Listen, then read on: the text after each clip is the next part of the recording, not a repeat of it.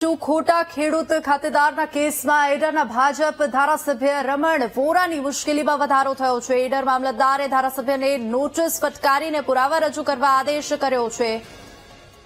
11 સપ્ટેમ્બરે ધારાસભ્ય રમણ વોરાને પત્ની અને દીકરાઓ સહિત હાજર રહેવા ફરમાન પણ કરવામાં આવ્યું છે। તો મહત્વનું છે કે રમણ વોરાએ પોતાના અને પિતાના बढ़ता नामे खेडूत खराईनो दाखलो मेळवी लीधो हतो અને ખોટા દાખલાના આધારે તેમણે ગાંધીનગર નજીક પાલેજ ખાતે ખેતીની જમીનની ખરીદી કરી હતી।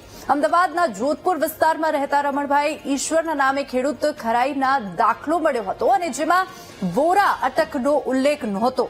રમણ વોરાએ પાલેજની ખેતીની જમીન પોતાના અંગત માણસને વેચી દીધી હતી અને આ જ જમીન એને ફરી રમણ વોરાના દીકરાઓના નામે કરી હતી તેવો દાવો થઈ રહ્યો છે, જેની કિંમત આજે કરોડો રૂપિયાની છે। અગાઉ ગાંધીનગર અને ઈડરના મામલતદાર અને કૃષિ પંચે ઘાટલોડિયા મામલતદારને પૂછ્યું હતું કે રમણ વોરાનો ખેડૂત ખરાઈનો દાખલો સાચો છે કે કેમ, જેમાં ઘાટલોડિયા મામલતદાર અને કૃષિ પંચે જવાબ આપ્યો હતો કે રમણ વોરા ખોટા ખેડૂત ખાતેદાર છે। સંવાદદાતા સંદીપ આપણી સાથે ફોનલાઈન પર જોડાઈ ગયા છે વધુ વિગતો સાથે। સંદીપ, શું છે આ સમાચારને લઈને વધુ અપડેટ્સ? સાબરકાંઠા જિલ્લાના ઈડરના ધારાસભ્ય રમણલાલ વોરાને મામલતદાર દ્વારા એક નોટિસ ફટકારવામાં આવી છે।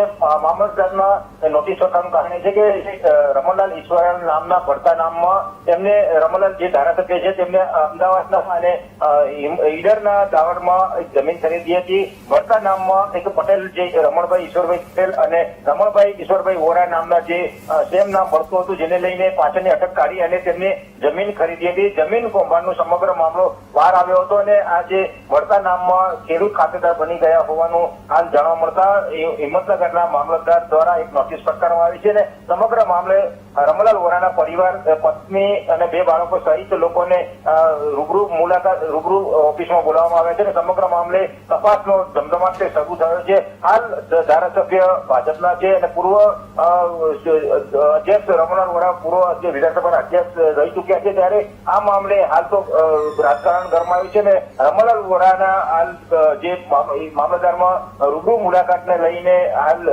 જે ધારાસભ્યો છે તેમાં પણ ભળભળાટ સર્જાયો છે અને હાલ આ મામલે જે રમણલાલ વોરા છે તેને ઓફિસમાં બોલાવવાની નોટિસ પણ ફટકારાતા જે રાજકારણ છે તે ગરમાયું છે।